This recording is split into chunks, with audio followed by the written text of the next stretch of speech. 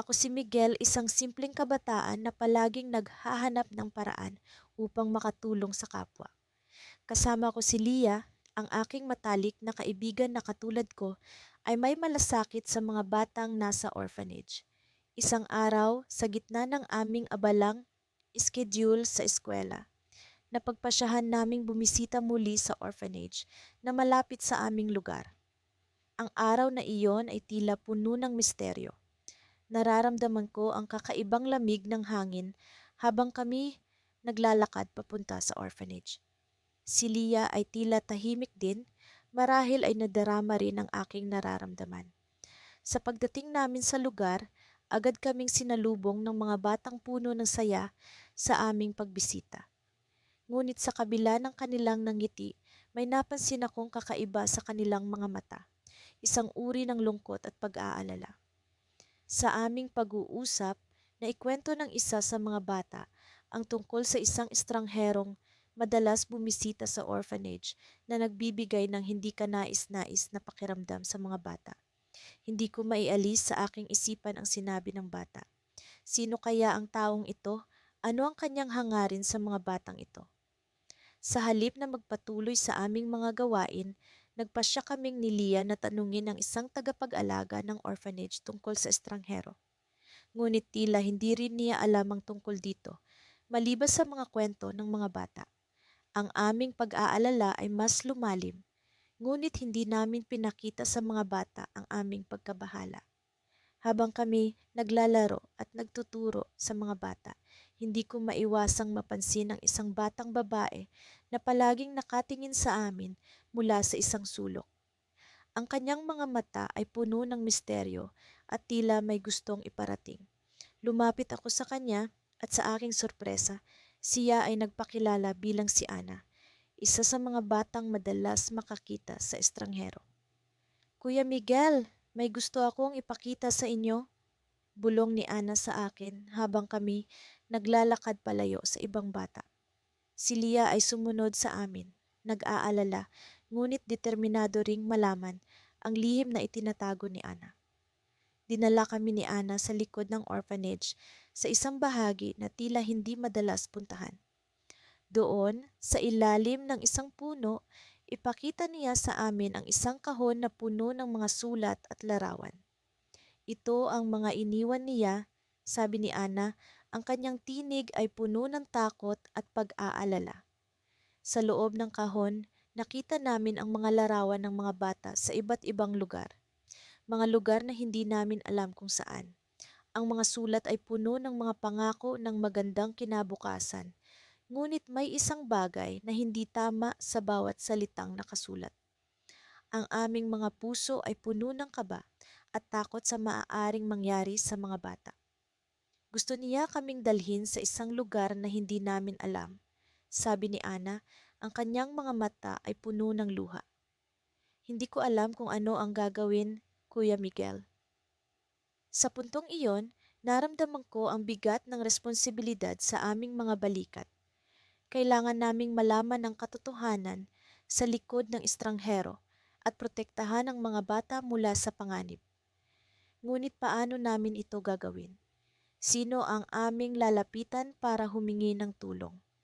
Habang kami nag-iisip ng susunod na hakbang, biglang nagring ang telepono ng orphanage. Ang tawag ay mula sa isang hindi kilalang numero. Sa kabilang linya, isang boses ang nagsalita, puno ng misteryo at pag-aalala. Alam ko ang inyong nalalaman. Mag-ingat kayo. Sa puntong iyon, alam kong hindi na basta-basta ang aming sitwasyon. Kailangan naming kumilos, ngunit paano?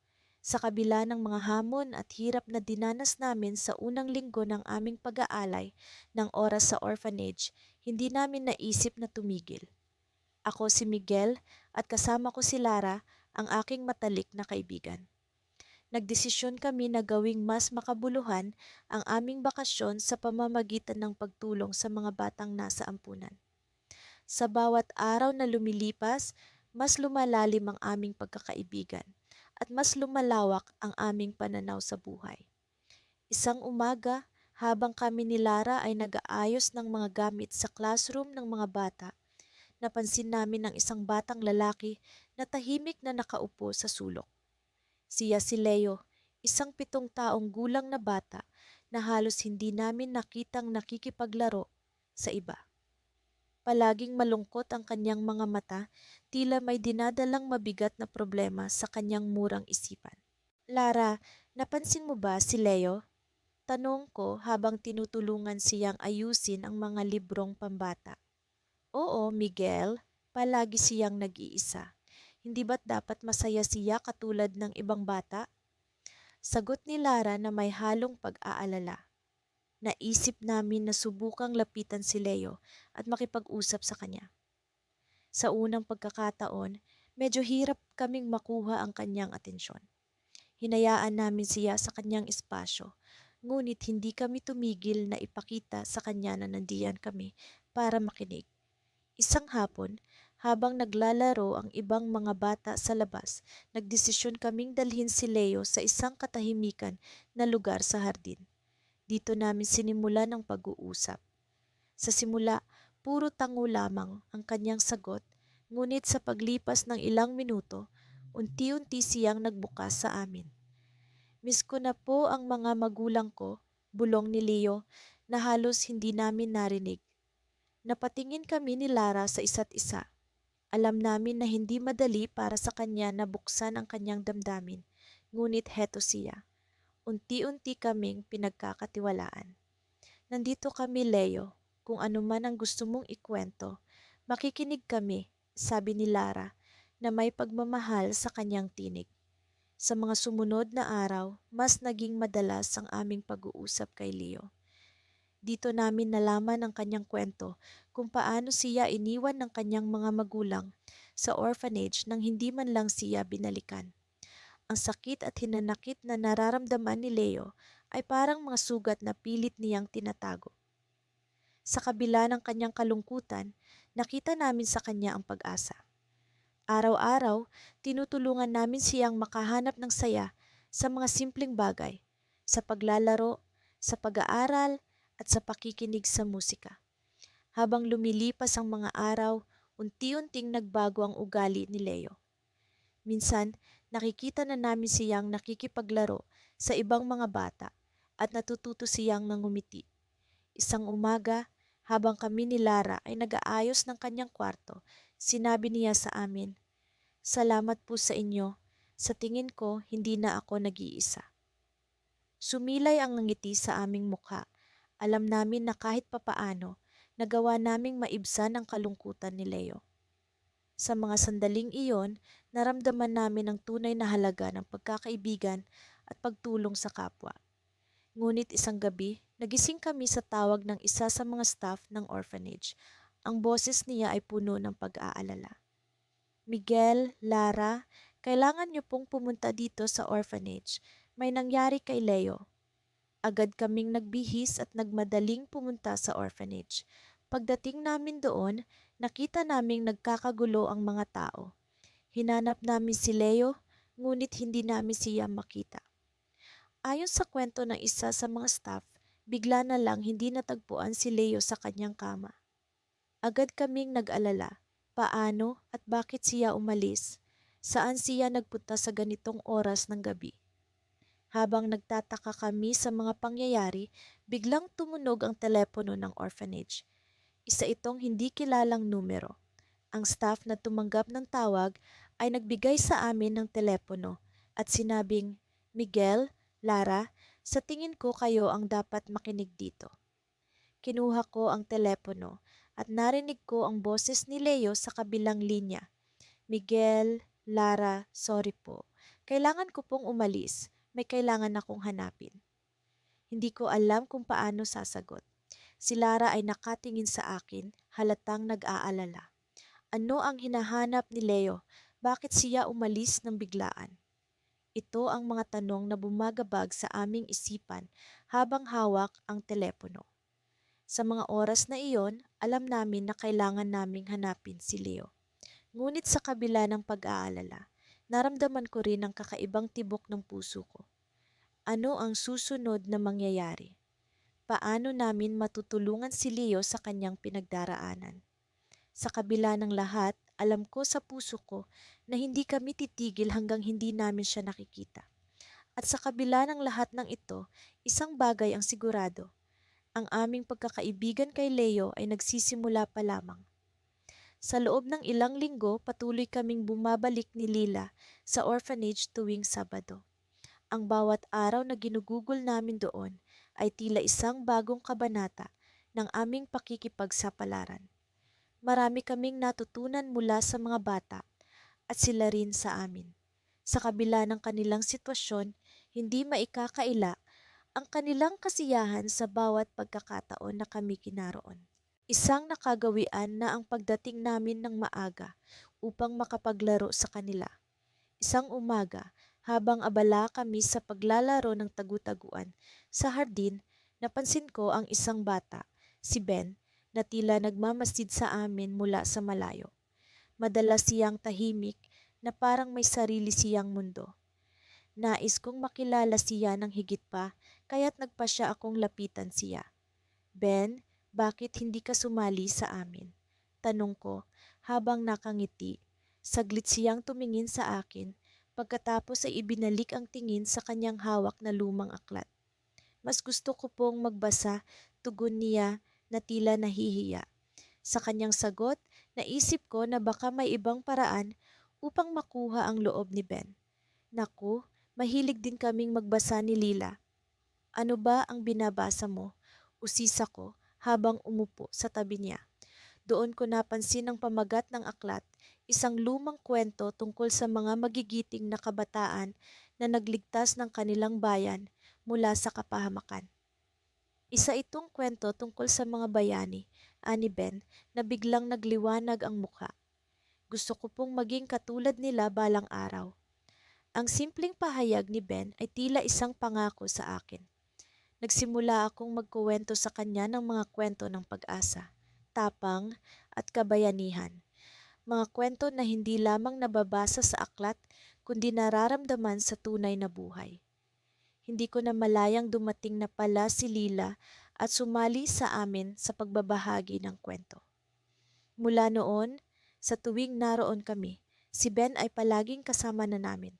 Unti-unti nagbukas siya sa amin, nagkuwento ng kanyang mga pangarap at mga hiling. Isa sa kanyang mga pangarap ay makahanap ng pamilya na mag-aaruga sa kanya at sa mga kapatid niyang sina Mia at Max. Ang simpleng hangarin na ito ay nagbigay inspirasyon sa amin ni Lila upang mas lalo pang magpursige. Isang hapon, habang nag-aayos kami ng mga kagamitan sa silid-aklatan ng orphanage, napansin ko ang isang kahon na puno ng mga lumang dokumento. Sa pag-usisa ko, may nakita akong isang liham na nakapatong sa mga papel. Hindi ko alam kung bakit, pero tila may kakaiba sa laman ng liham na iyon. Sa aking pagbasa, natuklasan ko ang isang lihim na tila matagal nang nakatago. Ang orphanage na aming kinagigiliwan ay nahaharap pala sa isang malaking problema. Ang lupaing kinatatayuan nito ay naipangako sa isang negosyante kapalit ng malaking halaga at ang kasunduan ay malapit ng magtapos, nangangahulugang maaring mawala ang tahanan ng mga bata.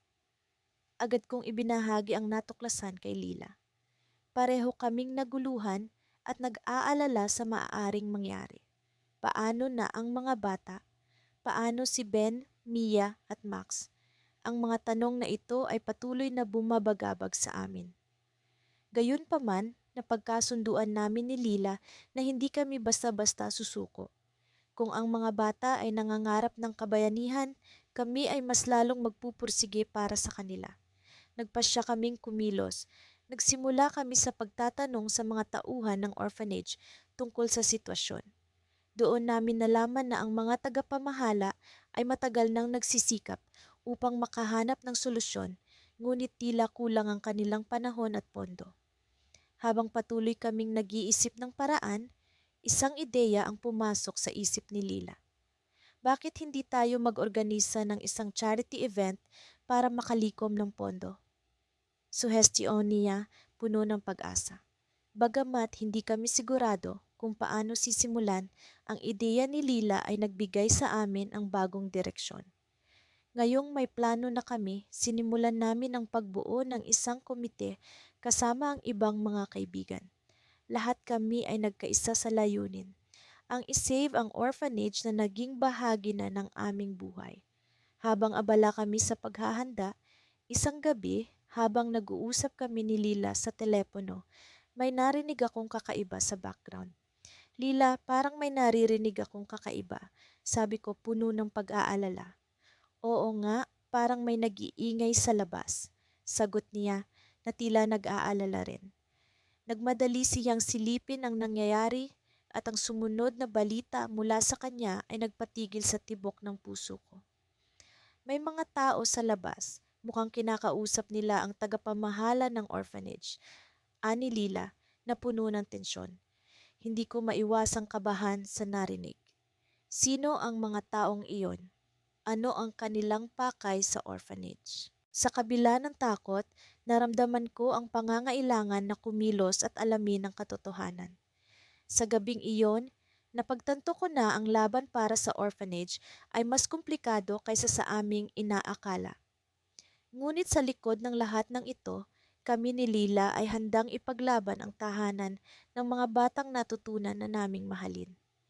Sa aming pagbabalik sa orphanage, hindi mawawala ang excitement na nararamdaman ko. Kasama si Miguel, ang aking matalik na kaibigan, dala namin ang mga bagong ideya at plano para sa mga bata. Sa mga nakaraang buwan, naging bahagi na ng aming buhay ang pagiging voluntaryo dito. Ang bawat ngiti, tawanan at kwento ng mga bata ang nagbigay inspirasyon sa amin para ipagpatuloy ang aming misyon. Ngunit sa araw na ito, may kakaiba akong nararamdaman. Parang may paparating na hindi inaasahan. Sa tingin mo, magugustuhan nila ang sorpresa natin? Tanong ni Miguel habang naglalakad kami papasok sa gate ng orphanage. Sigurado ako, tugon ko. Alam mo naman kung gaano sila kasaya kapag may bago tayong ginagawa. Sa pagpasok namin, sinalubong kami ni Ate Rosa, ang caretaker ng orphanage. Nakangiti siya ngunit may bakas ng pag-aalala sa kanyang muka. Kumusta kayo, mga anak? Bati niya. May kailangan akong sabihin sa inyo. Napatingin kami sa isa't isa ni Miguel, nagtataka kung ano ang ibig niyang sabihin. Sinundan namin siya papunta sa maliit na opisina kung saan madalas kaming mag-usap tungkol sa mga plano para sa orphanage. May nangyari kasi, panimula ni Ate Rosa habang inaayos ang mga papel sa kanyang mesa. May dumating na sulat mula sa munisipyo. Mukhang kailangan nilang i-redevelop ang lugar na ito. Bigla akong napahinto. Hindi ko alam ang sasabihin. Ano ang mangyayari sa mga bata? Paano ang mga pangarap nila? Pakiramdam ko'y may bumagsak na mabigat sa aking dibdib. Kailan ito mangyayari? Tanong ni Miguel, kita ang pag-aalala sa kanyang mukha. Sa susunod na buwan, sagot ni Ate Rosa. Pero may pagkakataon pa tayong umapela. Kailangan natin ng tulong para makahanap ng alternatibong lugar o kahit paano'y makumbisi sila na huwag munang ituloy. Lumabas kami ng opisina na may mabigat na kalooban. Sa halip na ang mga plano na dala namin, iba ang agenda namin ngayon. Kailangan naming gumawa ng paraan para iligtas ang orphanage. Habang naglalakad kami papunta sa playground, nakita namin ang mga bata na masayang naglalaro. Ang kanilang mga tawanan at hiyaw ay tila musika sa aking pandinig. Ngunit sa likod ng musika ay ang anino ng kawalan ng katiyakan. Miguel, hindi natin pwedeng hayaan na mawala ito. Sabi ko, pilit na hinahanap ang lakas ng loob. Kailangan nating gumawa ng paraan. Oo, alam ko, sagot niya. Pero paano? Sa mga sumunod na araw, sinubukan naming makipag-ugnayan sa iba't ibang grupo sa aming komunidad. Naglunsad kami ng petisyon, umapela sa mga lokal na lider, at nag-organisa ng fundraising events. Nakakapagod, ngunit ang pag-iisip na may pag-asa pa ang mga bata ang nagsilbing gasolina namin para hindi sumuko. Isang gabi, habang nag-uusap kami ni Miguel sa telepono, may naisip akong ideya. Naalala mo ba si Tita Annie? Tanong ko. Yung may malaking bahay malapit sa bayan? Sagot ni Miguel. Oo, siya nga. Baka pwede nating kausapin. May posibilidad na maging alternatibong lugar ang kanyang property. Kinabukasan agad naming tinungo ang bahay ni Tita Annie. Sa pagkakatok namin sa kanyang pinto, binuksan niya ito at agad kaming pinapasok. Ikinuwento namin ang sitwasyon ng orphanage at ang aming ideya. Matagal ko nang gusto na makatulong, sabi ni Tita Annie, kita ang pagkukusas sa kanyang mga mata. Pwede ninyong gamitin ang property ko bilang temporary shelter habang inaayos ang sitwasyon. Puno kami ng pasasalamat, sa wakas may liwanag sa kabila ng dilim. Agad naming isinama si Ate Rosa sa plano at sinimulan ang pag-organisa ng paglipat. Ngunit sa kabila ng magandang balita, hindi ko mapigilang mag-isip. May isang bagay na tila hindi tama. Sa isang pag-uusap namin ni Miguel, napansin ko ang kanyang pagkabalisa. May kailangan akong sabihin sa iyo, sabi ni Miguel, bakas ang pag-aalala sa kanyang mata. Hindi lang ito tungkol sa orphanage. Ano ang kanyang ibig sabihin? Sa kanyang boses, nararamdaman ko ang bigat ng kanyang iniisip. Ngunit bago siya makapagsalita, biglang may tumawag sa akin mula sa orphanage. Ang aming bagong proyekto ay tila nagkaroon ng hindi inaasahang problema.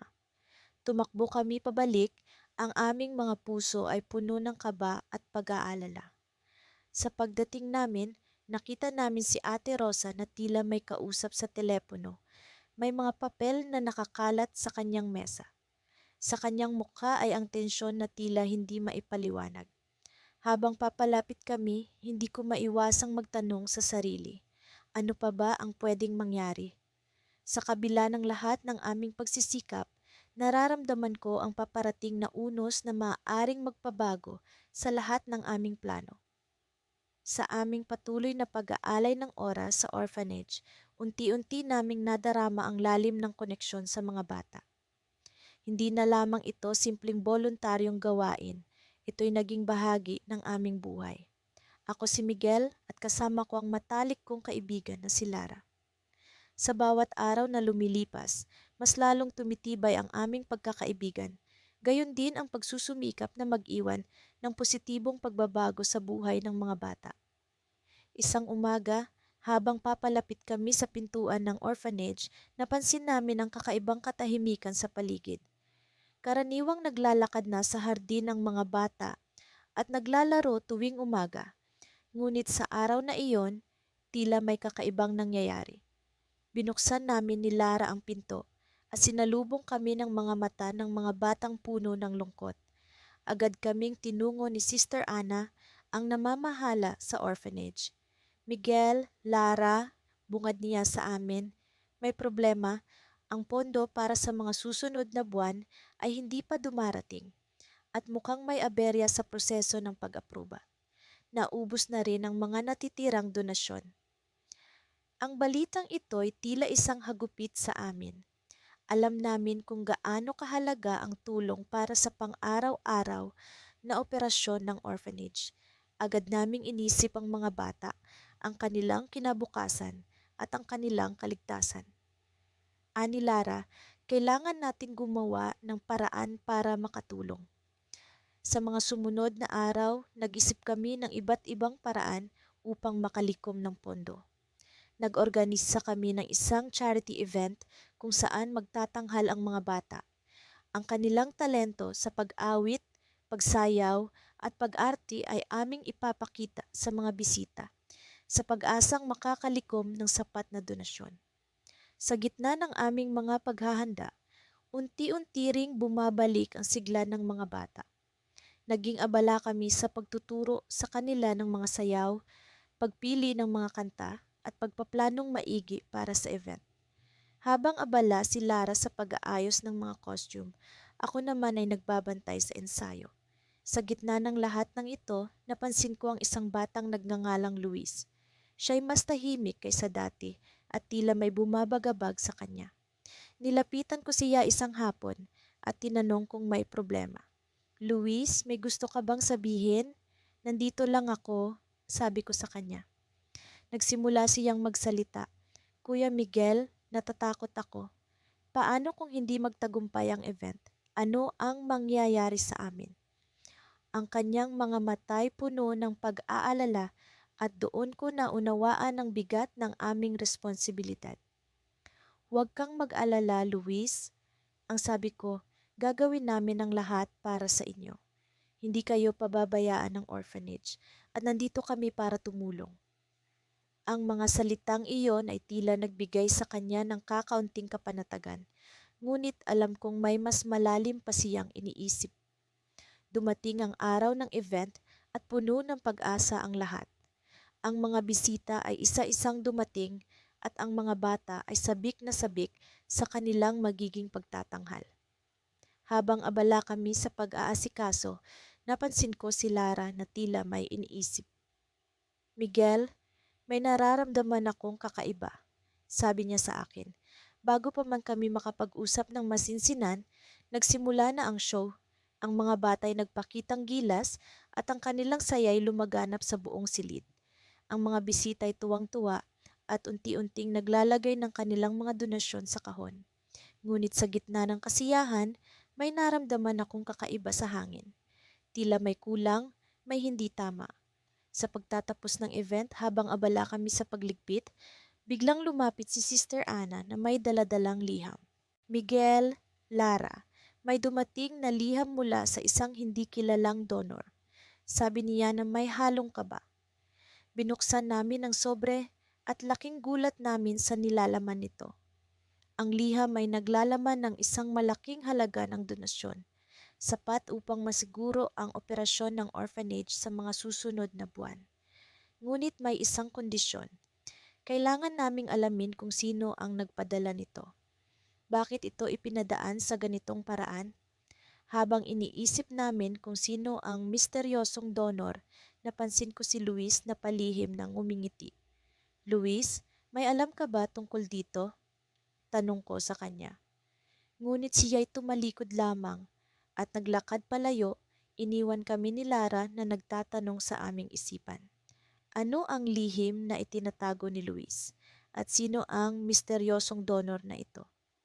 Sa kabila ng tagumpay ng event, isang bagong kabanata ang nagbukas, puno ng mga tanong na naghihintay ng kasagutan. Ang aming misyon ay hindi pa tapos. Nagsisimula pa lamang ito. Sa pagsikat ng araw, hindi ko maiwasang maramdaman ang isang kakaibang enerhiya. Isang pakiramdam na parang may mahalagang mangyayari ngayong araw. Kasama ko si Alex, ang matalik kong kaibigan, habang naglalakad kami papunta sa orphanage. Sa loob ng ilang buwan ay naging parte na ng aming buhay ang pagbisita at pagtulong dito. Sa bawat oras na inilalaan namin sa mga bata, natututo kami ng mga bagong bagay tungkol sa sarili namin at sa isa't isa. Alam mo, Mia, sabi ni Alex habang binabaybay namin ang makitid na daan patungo sa bahay ampunan. Lagi kong iniisip kung paano kaya kung hindi natin natagpuan ang lugar na ito. Parang ibang tao na tayo ngayon, hindi ba? Tumango ako. Oo, totoo yan. Parang dito ko natutunan ng tunay na halaga ng oras at malasakit. At syempre, dahil din sa iyo Alex, hindi ko magagawa ito kung wala ka. Ngumiti si Alex at nagpatuloy kami sa paglalakad. Pagdating namin sa orphanage, sinalubong kami ng mga batang may ngiti sa kanilang mga labi. Parang wala silang ibang inaasahan kundi ang aming pagdating. Ang kanilang saya ay nagbigay sa akin ng dagdag na lakas at inspirasyon. Habang naglalaro kami ng mga bata sa bakuran, biglang lumapit sa amin si Sister Agnes, ang madre na namamahala sa orphanage. Mia, Alex, pwede ba kayong pumunta sa opisina? May gusto sana akong ipakita sa inyo. Nagkatinginan kami ni Alex, may halong pagtataka at kaba. Sumunod kami kay Sister Agnes patungo sa kanyang maliit na opisina. Pagdating namin doon, nakita naming may isang kahon sa ibabaw ng mesa. Iniabot ito ni Sister Agnes sa amin na may kasamang malambing na ngiti. Alam kong mahilig kayong magtuklas at magimbento ng mga bagay para sa mga bata. Sabi niya habang binubuksan ni Alex ang kahon. Ito ay mga lumang laruan na nasira na. Baka sakaling magamit niyo o mapaganda muli para sa mga bata. Napuno ako ng kasiyahan. Isa sa mga paborito naming gawain ni Alex ay ang pagkukumpuni ng mga sirang laruan para muling magamit ng mga bata. Habang tinatanaw namin ang laman ng kahon, napansin namin ang isang lumang teddy bear na may punit sa gilid, mga piraso ng puzzle na hindi kumpleto, at ilang robot na hindi na gumagalaw. Salamat po, Sister Agnes, masiglang sagot ni Alex. Gagawin namin ang makakaya namin para maibalik sa dati ang mga ito. Habang nag-uumpisa kaming magtrabaho, hindi ko maiwasang maramdaman ang isang kakaibang pakiramdam. Parang may kung anong hiwaga sa mga laruan. Habang inaayos namin ang mga ito, may nadarama akong koneksyon sa mga bata, sa mga kwento na maaaring dala-dala ng bawat piyesa. Habang lumilipas ang oras, hindi namin namalayan ang pagdating ng hapon. Napakabilis ng oras kapag abala ka sa isang bagay na mahalaga sa'yo. Nakita ko ang saya sa mukha ni Alex habang halos maibalik na niya sa dati ang isang robot. Mia, tingnan mo ito! Sigaw niya habang pinapailaw ang mga mata ng robot na parang muling nabuhay. Ngumiti ako, ngunit ang atensyon ko ay nakuha ng isang kakaibang papel na natagpuan ko sa loob ng teddy bear. Ito ay isang sulat na tila matagal nang isinulat ngunit hindi na ipadala. Binasa ko ang unang bahagi at parang may malamig na hangin na dumampi sa akin. Alex, tingnan mo ito, sabi ko habang inaabot ang sulat sa kanya. Binasa niya ito ng malakas. Mahal kong anak, sana isang araw ay mahanap mo ito at malaman mo kung gaano kita kamahal. Natigilan kami sa aming ginagawa. Ang sulat ay tila isang mensahe mula sa isang ina para sa kanyang nawawalang anak. Napuno kami ng kuryosidad at pagkamangha. Sino kaya ang tinutukoy sa sulat na ito? Isa ba ito sa mga batang nasa orphanage ngayon? Habang iniisip ko ang mga posibilidad, nagring ang telepono sa opisina ni Sister Agnes. Sumagot siya at maya-maya pa ay tinawag niya kami. Mia, Alex, may bisita tayo. Gusto kayong makausap? Sabi niya.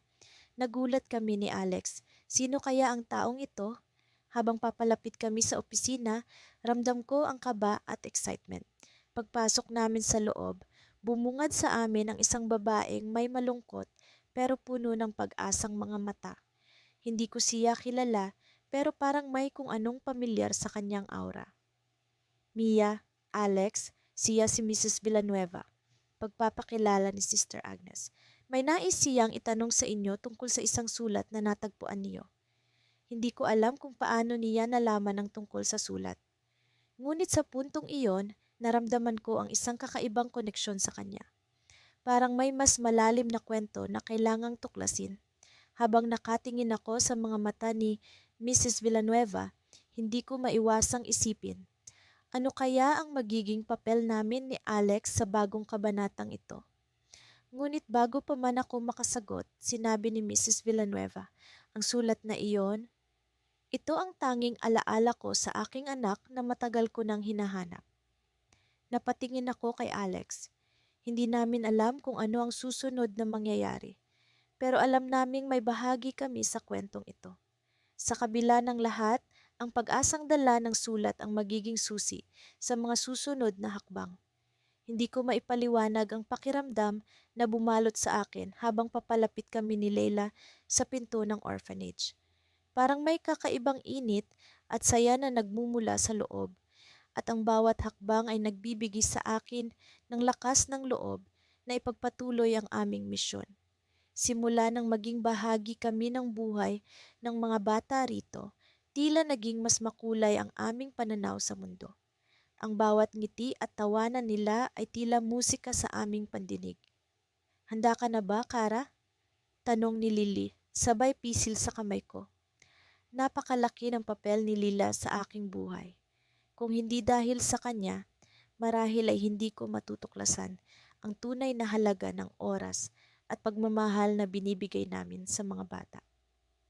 Oo, Lila, parang ngayon ko lang nararamdaman na talagang may patutunguhan ang ginagawa natin. Sagot ko. Sabay kaming pumasok sa loob at agad kaming sinalubong ng masiglang mga bata. Ang kanilang mga mata ay kumikislap sa tuwa at ang kanilang mga ngiti ay tila walang kapantay. Mga ate, may sorpresa kami para sa inyo, sigaw ni Marco, ang batang palaging may mga kakaibang ideya. Agad niyang hinila ang aming mga kamay papunta sa kanilang maliit na sala. Doon, nakita namin ang isang munting entablado na gawa sa mga kahoy na luma at mga tela na pinagsama-sama. Ano ito, Marco? Tanong ni Lila habang nagtataka sa nakikita. Nais naming ipakita ang aming munting palabas para sa inyo. Ginawa namin ito para ipakita kung gaano kami kasaya at nagpapasalamat na nandito kayo, sagot ni Marco. Punong-puno ng saya ang kanyang boses. Sa puntong iyon, hindi ko maiwasang mapaluha. Napagtanto kong higit pa sa inaasahan ang nagawa namin sa buhay ng mga bata. Hindi lang kami nagbigay ng oras, kundi nagbigay rin kami ng pag-asa. Habang nagsisimula ang kanilang palabas, halos hindi ko maiwasang mag-isip kung paano nangyari ang lahat ng ito. Ang mga simpleng pagdalaw at pakikipaglaro namin ni Lila sa kanila ay nagkaroon ng mas malalim na kahulugan. Ang kanilang pagpapahalaga sa aming presensya ay tila naging gasolina na nagpagalaw sa aming layunin. Ngunit habang pinagmamasdan ko ang bawat eksena, may isang bagay na bumabagabag sa akin. Napansin ko ang isang batang nakatayo sa isang sulok, tila walang kibo. Ito ay si Ana, ang batang palaging tahimik at malayo ang tingin. Sa mga nakaraang linggo, sinubukan kong lumapit sa kanya, ngunit tila may pader na hindi ko malampasan. Matapos ang palabas, nilapitan ko si Ana. Ana, nagustuhan mo ba ang palabas? Tanong ko, pilit na ngumingiti. Oo, Ate Kara, sagot niya, ngunit may lungkot sa kanyang mga mata na hindi ko maialis. May gusto ka bang ikuwento sa akin? Tanong ko ulit, umaasa na sa pagkakataong ito, magbubukas siya. Ate Kara, may gusto sana akong itanong sa inyo ni Ate Lila. Sagot niya, halos pabulong. May mga pagkakataon po ba na nararamdaman ninyo na kahit gaano ninyo kamahal ang isang tao, parang hindi pa rin sapat? Nagulat ako sa tanong niya. Hindi ko akalaing ang isang batang tulad ni Ana ay makapag-iisip ng ganito kalalim. Ngunit bago pa man ako makasagot, naramdaman ko ang pagdating ni Lila sa tabi ko. Ana, palagi naming iniisip ni Kara na ang pagmamahal ay hindi nasusukat sa dami ng ibinibigay, kundi sa tapat na intensyon na kasama nito, sagot ni Lila. Ngunit hindi ko maiwasang mapansin ang pag-aalala sa mukha ni Ana. Tungkol saan ba ang tanong mong iyon, Ana? Tanong ni Lila, tila nag-aalala rin. Bago siya makasagot, biglang may narinig kaming ingay mula sa labas ng orphanage. Nagkatinginan kami ni Lila at agad na tumayo. Anong nangyayari? Tanong ko habang nagmamadali kaming lumabas. Paglabas namin, bumungad sa amin ang isang eksena na hindi namin inaasahan. Isang grupo ng mga tao ang nakatayo sa labas ng gate, may dalang mga karatula at tila nagpoprotesta. Bakit may protesta rito? Tanong ni Lila, gulat na gulat. Ano ang mga sinasabi nila? Tanong ko, habang pilit na inuunawa ang mga nakasulat sa karatula. Mukhang may kinalaman ito sa orphanage, sagot ni Lila habang binabasa ang mga karatula. Ang mga katagang walang karapatan, alisin ang palihim, at katarungan para sa mga bata ay nagbigay sa amin ng kaba. Sa puntong iyon, naramdaman ko ang pag-aalala. Ano ang ibig sabihin nito? Bakit may ganitong protesta? Tanong ko, sabay lingon kay Ana na tila may alam sa nangyayari. Ngunit bago pa man kami makapagtanong, biglang may dumating na lalaking nakasuot ng formal na damit, tila isang opisyal. Magandang hapon, Ako si G. Rivera mula sa ahensya ng gobyerno na namamahala sa mga orphanage. Pagpapakilala niya. May mga impormasyon kaming natanggap tungkol sa mga irregularidad sa orphanage na ito. Patuloy niya. Nagulat kami ni Lila sa narinig. Ano ang ibig sabihin ng lahat ng ito? Sa kabila ng saya at pagmamahal na binigay namin sa mga bata, tila may mas malalim na suliranin na hindi namin nakikita. Sa puntong iyon, alam kong hindi namin pwedeng talikuran ang mga bata. Kailangan namin silang tulungan, ngunit paano? Sa tuwing pumapasok kami ni Miguel sa pintuan ng orphanage, palaging may kakaibang saya na bumabalot sa akin. Ang mga ngiti ng mga bata, ang kanilang mga tawag, at ang simpleng yakap na kanilang ibinibigay sa amin ay parang mga bituin na nagbibigay liwanag sa madilim na gabi. Ngunit sa araw na ito, may kakaibang tensyon sa hangin. Hindi ko maipaliwanag, ngunit ramdam ko ang kabigatan sa paligid. Andrea, tanong ni Miguel, sabay tingin sa akin habang binabagtas namin ang makipot na daan patungo sa bulwagan. Napansin mo rin ba? Parang may kakaiba sa mga bata ngayon. Tumango ako, umaasang kaming dalawa ay mali lamang ng inaakala. Oo, Miguel. Parang may nasa isip sila na hindi nila sinasabi. Pagkapasok namin sa bulwagan, agad kaming sinalubong ni Tita Rosa, ang matagal ng caretaker ng orphanage. Sa edad na mahigit 50, siya ang nagsilbing ina ng mga bata dito. At sa kabila ng kanyang pagod, hindi ko kailanman nakitang nawala ang kanyang ngiti. Ngunit ngayon, kahit siya ay tila hindi mapakali. Andito na pala kayo, sabi ni Tita Rosa, may bahagyang pagkabahala sa kanyang tinig. May gusto sana akong pag-usapan sa inyo. Nagkatinginan kami ni Miguel. Ano po yon, Tita Rosa? Tanong ko, kinakabahan na sa kung ano man ang kanyang sasabihin. May ilang araw na kasing hindi bumibisita ang isa sa mga regular nating donors, paliwanag niya. Siya ang pangunahing nagpopondo para sa pagkain ng mga bata. Ang tawag ko sa kanya ay hindi nasasagot at hindi na siya nagpaparamdam. Agad na bumigat ang aking dibdib. Ang mga bata ay umaasa sa regular na donasyon na iyon. Kung magpatuloy ang sitwasyon, paano na ang kanilang pang-araw-araw na pangangailangan? Miguel, kailangan nating gumawa ng paraan. Bulong ko habang nag-iisip ng posibleng solusyon.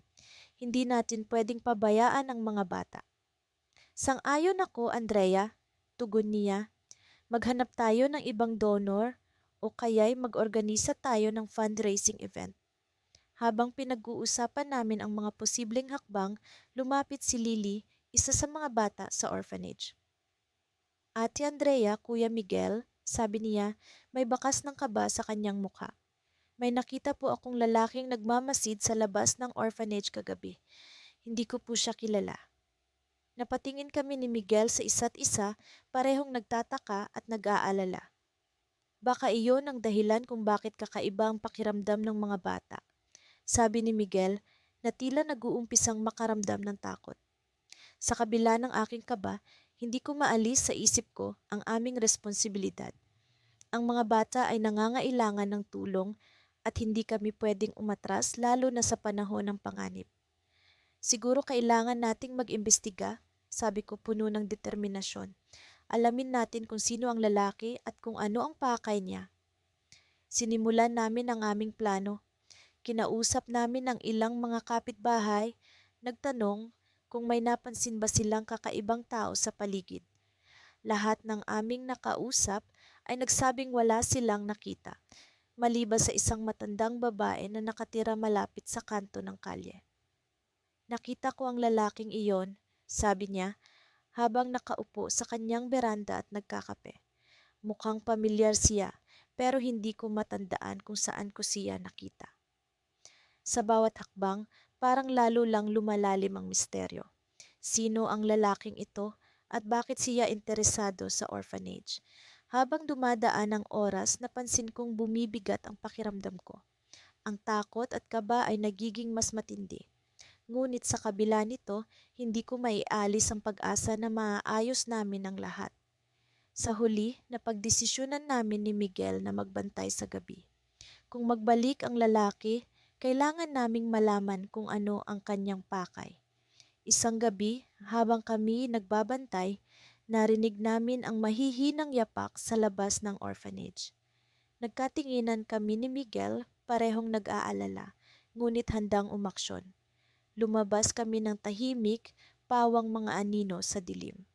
Sa likod ng gusali, sa ilalim ng mahinang liwanag ng buwan, nakita namin ang silweta ng isang lalaki.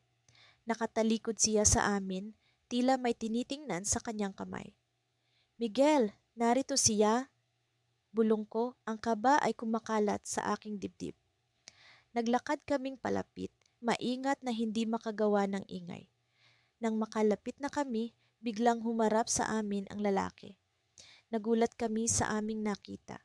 Siya si Mr. Santos, ang donor na hindi na nagpaparamdam. Ngunit sa kanyang mga mata, may kakaibang lungkot at determinasyon. Bakit mo ginagawa ito? Tanong ni Miguel. May halong galit at pagkabahala. Ngumiti si Mr. Santos ngunit ang kanyang ngiti ay puno ng sakit. May dahilan kung bakit ako nawala. Sabi niya, may bahid ng misteryo sa kanyang tinig. At hindi ko ito pwedeng ipaliwanag sa ngayon. Pero may kailangan kayong malaman. Nagpalitan kami ng tingin ni Miguel, parehong naguguluhan. Ano ang ibig sabihin ni Mr. Santos? Ano ang kanyang ikinukubli? Sa kabila ng aming pagkalito, alam kong hindi pa ito ang katapusan. Ang misteryo ay nagsisimula pa lamang at ang aming misyon ay hindi pa tapos. Ang umaga sa orphanage ay palaging puno ng buhay at kasiyahan. Sa sandaling gumising ang mga bata, ang kanilang mga tawanan at sigawan ay tila musika sa aking pandinig. Ngunit sa araw na ito, may kakaibang pakiramdam akong nararamdaman.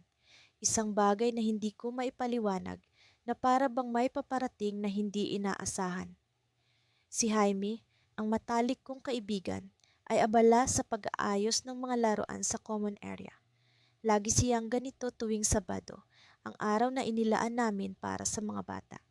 Alam mo, dapat nating subukan ang bagong laro na itinuro ko sa iyo.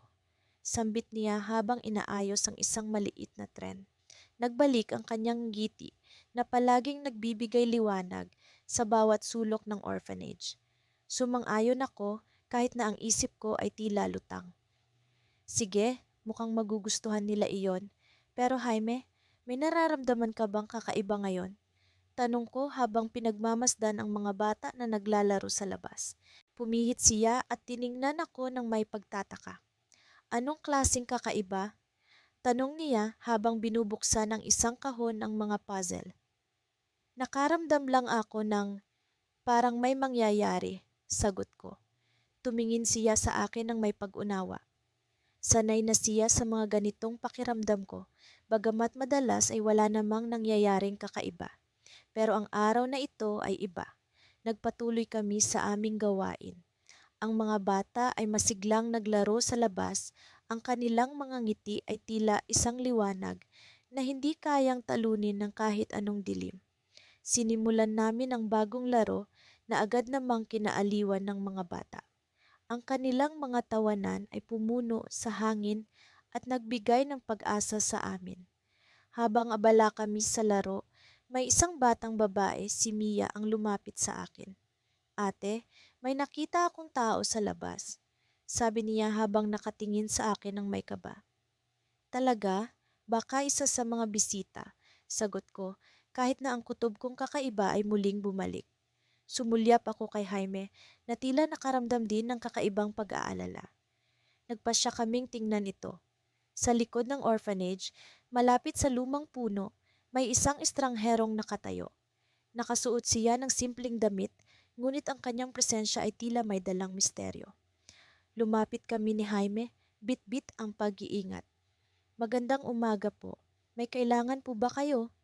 Tanong ni Jaime, na palaging mas magaling makipag-usap sa mga tao kaysa sa akin. Ngumiti ang estranghero, isang nangiti na tila puno ng pag-unawa at kabaitan. Ako si Gabriel, sagot niya. May nais lang akong iparating sa inyo. Napatingin kami ni Jaime sa isa't isa.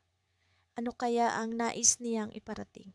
Ang kanyang mga mata ay puno ng isang bagay, isang lihim o mensahe na hindi namin matukoy. May nais akong ipakita sa inyo, patuloy ni Gabriel, sabay abot ng isang maliit na supot. Ito ay para sa mga bata. Binuksan ni Jaime ang supot at kami ay nagulat sa aming nakita. Isang maliit na kahon na puno ng mga makukulay na bato, bawat isa ay tila may kakaibang ningning. Ano po ito? Tanong ko, tila nawawala sa sarili. Ang mga batong ito ay may kakayahang magbigay ng inspirasyon at lakas ng loob. Sa tuwing pakiramdam ninyo ay nawawalan kayo ng pag-asa, gamitin ninyo ito, sagot ni Gabriel, na tila may alam sa bawat takot na nararamdaman namin. Napansin ko ang mga bata na nagmamasid mula sa likod. Ang kanilang mga mata ay puno ng kuryosidad at pag-asa. Para po ba talaga sa amin ito? Tanong ng isa sa kanila. Oo, para sa inyo, sagot ni Gabriel. Alam kong marami kayong pinagdadaanan, ngunit tandaan ninyo palaging may pag-asa. Sa pag-alis ni Gabriel, iniwan niya kami ng maraming tanong. Sino siya? Bakit siya nagbigay ng mga batong ito? At paano nito mababago ang aming buhay sa orphanage? Sa kabila ng mga katanungan, may isang bagay na sigurado. Ang araw na ito ay nagdala ng bagong pag-asa. Ang mga bato ay naging simbolo ng aming lakas, ng aming patuloy na pag-aalay ng oras para sa mga bata. At sa kabila ng lahat, ang kakaibang pakiramdam ko ay tila nagkaroon ng kahulugan. Ngunit sa pagbalik namin sa loob, napansin ko ang isang bagay na nagpatigil sa akin. Ang isa sa mga bato ay biglang nagbago ng kulay mula sa maliwanag na berde patungo sa madilim na pula. Ano ang ibig sabihin nito? Ang mga tanong na ito ay nagbigay ng isang bagong misteryo na kailangan naming matuklasan. Ngunit alam kong sa bawat hakbang, kasama ko si Jaime at ang mga bata ang aming inspirasyon. Sa kabila ng lahat, ang aming pagkakaibigan at dedikasyon ang magdadala sa amin sa tamang landas. Sa susunod na mga araw, kami ay haharap sa bagong hamon na dala ng mga batong ito. At sa kabila ng takot at pag-aalinlangan, alam kong ang aming samahan ay hindi matitinag. Ngunit paano kung ang mga batong ito ay may mas malalim na lihim kaysa sa aming inaakala? Isang malamig na umaga nang kami ni Lira ay muling naglakbay patungo sa aming paboritong lugar, ang orphanage na matatagpuan sa gilid ng bundok. Sa bawat hakbang namin, ramdam ko ang dampi ng hangin na tila ba nagdadala ng mga naiwang alaala mula sa aming mga nakaraang pagbisita. Ang mga batang nakilala namin ay naging bahagi na ng aming mga puso at sa tuwing kami naroroon, parang hindi namin maiwasang mag-isip kung paano pa namin sila matutulungan. May dala akong bagong libro para sa kanila, sabi ni Lira habang hawak ang isang makulay na aklat na puno ng mga kwento tungkol sa pag-asa. Alam mo, palagi kong iniisip na ang mga kwento'y maaaring maging daan para sa kanila upang mangarap. Ngumiti ako sa kanyang sinabi. Si Lira, sa kabila ng kanyang tahimik na personalidad, ay palaging puno ng mga ideya kung paano kami makakatulong. Sa kanya ko natutunan ng halaga ng pagkalinga at sa kanya rin ako humugot ng inspirasyon upang patuloy na mag-alay ng oras para sa mga bata. Pagdating namin sa orphanage, nakangiti kaming sinalubong ni Ate Mila, ang taga-pamahala ng lugar. Mabuti at nandito na kayo, Aniya. Masayang masaya ang mga bata tuwing nandito kayo. Agad kaming pumasok sa loob kung saan ang mga bata ay naglalaro at nagkukwentuhan. Ang kanilang mga tawa ay tila musika sa aming pandinig at sa bawat ngiti nila parang may kakaibang liwanag na bumabalot sa buong silid. Kuya, ate, sigaw ni Karen, isa sa mga batang palaging sabik sa aming pagdating. Tumakbo siya patungo sa amin kasunod ang iba pang mga bata. May bago ba kayong kwento para sa amin? Nagsimula kaming magbasa ng mga kwento sa kanila habang abala si Lira sa pamamahagi ng mga libro. Ang mga mata ng mga bata ay tila nagsisilbing mga bintana sa kanilang mga pangarap at sa bawat pahinang aming binabasa, parang lumilipad ang kanilang mga imahinasyon sa iba't ibang mundo. Matapos ang kwentuhan, naglaro kami sa bakuran ng orphanage. Ang mga ngiti ng mga bata ay nagbigay sa amin ng kasiyahan na hindi matutumbasan ng kahit anong material na bagay. Sa kanilang kasiyahan, nahanap namin ang aming layunin. Isang layunin na magbigay ng pag-asa at kagalakan sa mga pusong minsang nasaktan. Habang kami naglalaro, napansin naming may isang batang hindi sumasali sa aming masasayang gawain. Siya'y nakaupo sa isang sulok, nakatingin sa malayo. Si Miguel na ilang linggo ng tahimik at tila ba may dinaramdam. Lumapit ako sa kanya at sa aking pag-upo sa kanyang tabi, naramdaman ko ang bigat ng kanyang kalungkutan. Miguel, may gusto ka bang ikwento sa akin? Tanong ko. Tumingin siya sa akin at sa kanyang mga matay nakita ko ang kawalang pag-asa. Kuya, gusto ko lang naman sanang makilala ang mga magulang ko. Mahina niyang sabi. Palagi kong iniisip kung bakit nila ako iniwan. Napabuntong hininga ako, hindi alam kung paano siya aaliwin. Alam kong ang ganitong mga tanong ay hindi madaling sagutin, lalo pat kami narito lamang upang magbigay ng kaunting ligaya sa kanilang mundo. Alam mo, Miguel, sabi ko, kahit hindi mo man sila kasama ngayon, marami kang tao rito na nagmamahal sa'yo. Kami ni Lira, nandito kami para sa'yo. Ang mga kwento at laro natin ay para ipakita sa'yo na napakahalaga mo. Ngumiti siya ng kaunti, ngunit alam kong hindi sapat ang mga salitang iyon upang maibsan ang kanyang kalungkutan. Naisip ko na kailangan namin nilira ng mas malalim na paraan upang makatulong sa mga batang tulad ni Miguel. Pagbalik sa bahay habang kami ni Lira ay nag-uusap, isang ideya ang pumasok sa aking isip. Paano kaya kung mag-organisa tayo ng isang malaking proyekto para sa orphanage? Tanong ko sa kanya. Isang bagay na hindi lang magpapasaya sa kanila, kundi makakatulong din sa kanilang kinabukasan. Tila ba nagliwanag ang mga mata ni Lira sa aking sinabi? Oo, isang proyekto na makapagbibigay ng edukasyon at pagkakataon para sa mga bata, sagot niya. Makipag-ugnayan tayo sa mga kaibigan at sa komunidad. Tiyak na marami ang gustong tumulong. Habang kami nagplaplano, ramdam ko ang excitement sa aming mga puso. Alam namin na ito'y hindi magiging madali, ngunit ang pag-asa na makakatulong kami sa mga bata ay nagbibigay sa amin ng lakas upang ipagpatuloy ang aming misyon. Ngunit sa gitna ng aming kasiyahan, hindi ko inaasahan ang isang tawag na magbabago sa lahat. Isang tawag mula sa orphanage, isang balita na nag-iwan sa amin ng gulat at takot. Ang orphanage ay nahaharap sa isang malaking problema. Isang problema na banta sa kanilang kinabukasan. Lira, kailangan nating bumalik bukas, sabi ko, puno ng kaba at pag-aalala.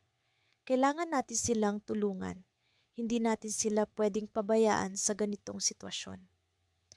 Sa kabila ng aming takot, alam namin na hindi kami pwedeng sumuko.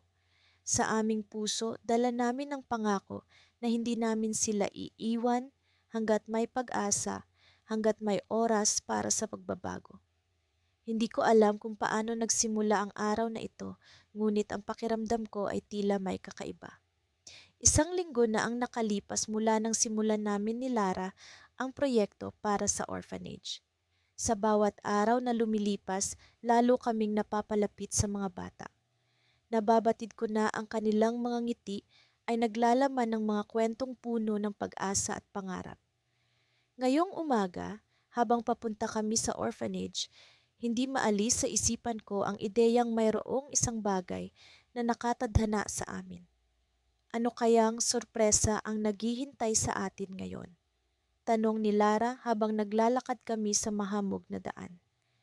Sa kabila ng malamig na hangin, Ramdam ko ang init ng pagkakaibigan namin. Alam kong may espesyal na okasyon kaming inihahanda para sa mga bata. Isang munting selebrasyon na puno ng mga laro at kwento. Sa bawat hakbang, iniisip ko ang mga detalye ng programa. Ang munting teatro na hinanda namin. Ang mga larong puno ng tawanan at ang mga kwento ng pag-asa na ibabahagi namin. Pagdating namin sa orphanage, agad kaming sinalubong ng mga batang nagtatakbuhan. Ang kanilang mga mata ay kumikinang sa kasiyahan. Ate, kuya, anong gagawin natin ngayon? Tanong ni Miguel, isa sa mga batang pinakamalapit sa aming puso. Sa tuwing nakikita ko siya, naaalala ko ang sarili kong kabataan, puno ng kuryosidad at pangarap. Abangan mo, Miguel. Siguradong magugustuhan mo ang inihanda namin. Sagot ko habang kinikindatan siya. Nagsimula ang araw sa pagpaplano ng mga gawain at sa bawat oras na lumilipas, ramdam ko ang pag-usad ng oras. Mabilis ngunit puno ng kahulugan. Habang abala kami sa mga aktibidad, napansin ko ang isang sulok na tila hindi namin napapansin dati. Isang lumang bookshelf na puno ng mga aklat na tila may mga kwento at lihim na naghihintay na mabuksan. Sa gitna ng kasiyahan, lumapit si Lara at nagbulong. May napansin ka ba sa mga bata? Parang may tinatago sila. Nagkatinginan kami at alam kong pareho kami ng iniisip. May misteryo sa orphanage, isang bagay na hindi pa namin natutuklasan. Sa likod ng bawat ngiti ng mga bata, may mga kwento na hindi pa nila na ibabahagi. Sa bawat sandali ng kasiyahan, nararamdaman ko ang kanilang mga puso na puno ng pag-asa. Ngunit may isang bahagi na tila nagkukubli. Lumipas ang hapon at habang unti-unti nang umaalis ang ilaw ng araw, nagpasya kaming magpaalam sa mga bata.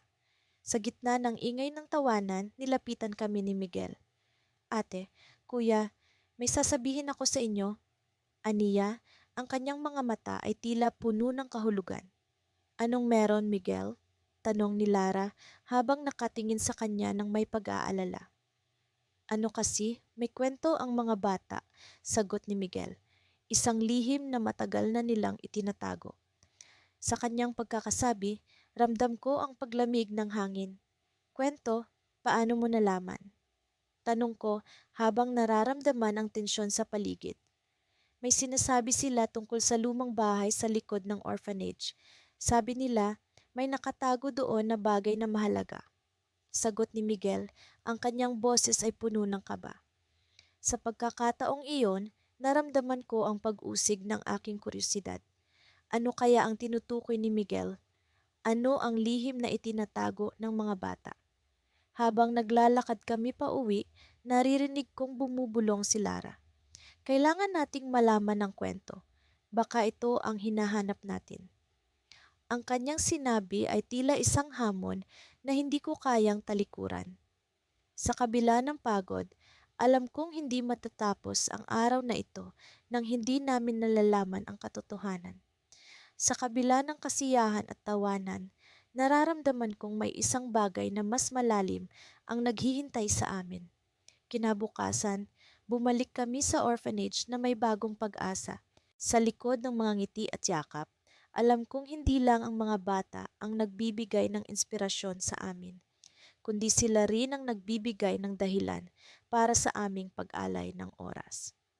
Habang patungo kami sa lumang bahay sa likod ng orphanage, nararamdaman ko ang tibok ng aking puso. Sa bawat hakbang, alam kong papalapit kami sa isang bagay na magbabago sa amin. Pagdating namin sa harap ng lumang bahay, naramdaman ko ang pag-aalinlangan. Ngunit sa likod ng kaba, alam ko na ito ang tamang gawin. Kasama si Lara, binuksan namin ang pinto ng mga lihim at kwento na matagal nang nakatago. Sa loob, isang kahon ang bumungad sa amin, puno ng mga liham, larawan at alaala. Sa sandaling iyon, alam kong hindi lang kami ang nag-aalay ng oras para sa orphanage, kundi kami rin ang nagiging bahagi ng kwento ng mga bata. At sa ilalim ng mga liham, may isang larawan na nagbigay ng twist sa aming paglalakbay. Isang larawan ng dalawang kabataan, puno ng ngiti at pag-asa. Nakita ko ang sarili ko sa larawan at sa likod nito isang mensahe. Salamat sa pag-aalay ng oras sa pagbuo ng mga pangarap. Sa sandaling iyon, naunawaan ko ang kahulugan ng aming paglalakbay. Hindi lamang ang orphanage ang aming layunin, kundi ang pagbuo ng pagkakaibigan na puno ng inspirasyon. At sa pag-aalay ng oras, natutunan kong hindi lang namin binubuo ang mga pangarap ng mga bata, kundi pati na rin ang aming sariling mga pangarap. Ngunit sa likod ng masayang larawan, naramdaman ko ang pag-usig ng tanong, ano ang susunod na hakbang sa aming paglalakbay? Sa kabila ng mga lihim at kwento, alam kong hindi pa dito nagtatapos ang aming misyon. At sa paglabas namin ng lumang bahay, alam kong may bagong kwento na naghihintay sa amin. Isang kwento na puno ng pag-asa, inspirasyon at pagkakaibigan. Sa araw na iyon, nagising ako ng mas maaga kaysa sa karaniwan. Ang sikat ng araw na tumatago sa bintana ay tila may mensaheng hatid sa akin. Pakiramdam ko'y may kakaibang mangyayari sa araw na ito, ngunit hindi ko mawari kung ano iyon. Si Aling Mila, ang tagapangalaga ng bahay ampunan, ay nagbigay ng mensahe sa amin kahapon. Sinabi niya na may espesyal na okasyon ngayong araw at kailangan niya ng tulong sa paghahanda. Hindi ko alam kung ano eksaktong okasyon iyon, ngunit naramdaman kong mahalaga ito. Nico, handa ka na ba? Tanong ni Lara, ang aking matalik na kaibigan, habang papasok siya sa silid ko. Nakasuot siya ng simpleng damit, ngunit ang ngiti niya ay tila may dalang liwanag. "Oh, tara na," sagot ko, sabay kuha sa bag na puno ng mga laruan at kagamitan na balak naming ibigay sa mga bata. Habang papunta kami sa bahay ampunan, ramdam ko ang sayang nag-uumapaw sa puso ko. Ang mga munting ngiti ng mga bata, ang kanilang tawanan, ang kanilang walang kapantay na kagalakan, lahat ng iyon ay nagbibigay inspirasyon sa akin. Pagdating namin, sinalubong kami ni Aling Mila. Nico, Lara, salamat at nandito kayo. Kailangan ko ang inyong tulong sa paghahanda para sa isang sorpresa. Sorpresa? Tanong ni Lara, na halata ang kuryosidad sa kanyang boses. O, meron tayong espesyal na bisita, ngunit hindi ko pwedeng sabihin kung sino. Ang mahalaga, kailangan nating maging handa. Paliwanag ni Aling Mila. Ilang oras kaming abala sa paghahanda. Naglinis kami ng paligid, inayos ang mga mesa at nagdekorasyon ng bulwagan. Ang mga bata ay nag-iensayo ng isang sayaw na kanilang ipapakita mamaya. Habang abala kami, hindi ko maiwasang mapansin ang kakaibang sigla sa bawat isa sa amin. Tila lahat kami punong-puno ng pag-asa at pananabik. Sa tingin mo, sino kaya ang bisita? Bulong ni Lara sa akin habang naglalagay kami ng mga dekorasyon. Hindi ko alam, pero sana isa itong sorpresang hindi natin malilimutan. Sagot ko, sabay tingin sa mga bata na masigasig sa kanilang ensayo. Nang matapos ang aming paghahanda, nagtipon-tipon kami sa bulwagan. Kaming lahat ay sabik na malaman kung ano ang sorpresa. Ang mga bata ay nasa kanilang pwesto, handa nang magpakita ng kanilang talento. Maya-maya, pumasok si Aling Mila kasama ang isang matandang lalaki. Hindi siya pamilyar sa akin, ngunit ang kanyang presensya ay tila may kakaibang hatid na enerhiya. Ang kanyang mga mata ay puno ng kabaitan at ang kanyang nadangiti ay tila may dalang kapayapaan. Mga bata, nais kong ipakilala sa inyo si Mang Ruben, sabi ni Aling Mila. Siya ang nag-alay ng ating bagong gusali na ngayon ay magiging tahanan para sa mas marami pang bata. Ang bulungan sa paligid ay umalingaw-ngaw. Si Mang Ruben pala ang siyang nagbigay ng pondo para sa bagong gusali na matagal nang pinapangarap ng lahat. Hindi ko maiwasang mapaluha sa tuwa. Alam ko kung gaano kahalaga ang bagong gusaling iyon para sa mga bata. Nagsimula ang programa at ang mga bata ay nagpakita ng kanilang sayaw. Ang kanilang kagalakan ay nag-uumapaw at si Mang Ruben ay tila natutunaw sa kanyang upuan sa tuwa. Habang pinapanood ko ang mga bata, Naramdaman ko ang init ng pagmamahal na bumabalot sa buong silid. Pagkatapos ng sayaw, tumayo si Mang Ruben at nagbigay ng mensahe. Maraming salamat sa inyong lahat. Ang aking layunin ay hindi lamang magbigay ng gusali, kundi magbigay ng tahanan. Tahanan na punong-puno ng pag-asa at pagmamahal. Ang mga palakpakan ay umalingaw-ngaw sa silid. Ngunit sa likod ng lahat ng kasiyahan, naramdaman ko ang isang kakaibang damdamin na parang may kulang. Tinanong ko ang sarili ko kung ano iyon, ngunit wala akong kasagutan. Habang nag-uusap kami ni Lara sa isang sulok, may lumapit na batang babae sa amin.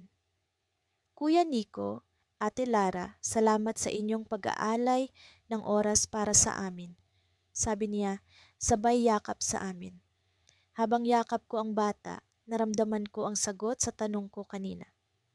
Ang kulang na iyon ay hindi material na bagay, kundi ang tunay na koneksyon at pagmamahal na ibinibigay namin sa bawat isa. Ngunit sa kabila ng saya at pagmamahal na iyon, hindi ko maiwasang mapansin ang isang kakaibang detalye. Sa isang sulok ng bulwagan, may isang misteryosong lalaking nakatayo. Ang kanyang presensya ay tila may dalang kakaibang enerhiya at ang kanyang mga mata ay nakatuon sa akin. Sino siya? Ano ang kanyang layunin? Ang katanungan na ito ay bumalot sa akin ng pagdududa at sa kabila ng kasiyahan ng araw, naramdaman kong may paparating na pagbabago.